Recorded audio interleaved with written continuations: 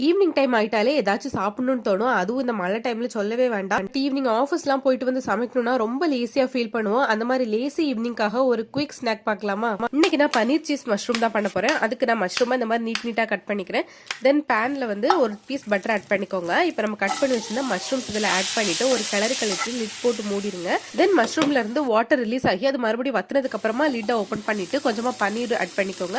இதுல நான் வந்து உப்பு நல்ல மிளகுத்தூள் ரெண்டுமே ஆட் பண்ணியிருக்கிறேன். மறுபடியும் ஒரு கிளறிட்டு லிட் போட்டு மூடிட்டு ஜஸ்ட் ஒரு 1 மினிட் மட்டும் விட்டுட்டு மறுபடியும் ஓபன் பண்ணிக்கலாம். இப்போ இதுல நான் வந்து கார்லிக் சீஸ் ஸ்ப்ரெட் ஆட் பண்ணியிருக்கேன். நீங்க நார்மல் சீஸ் கூட ஆட் பண்ணிக்கலாம். நான் கார்லிக் ஃபிளேவர் சீஸ் ஆட் பண்ணனால நான் செப்பரேட்டா கார்லிக் ஆட் பண்ணல. நீங்க வேணா கார்லிக் கூட ஃபைனா சாப் பண்ணி இதுல ஆட் பண்ணிக்கலாம்.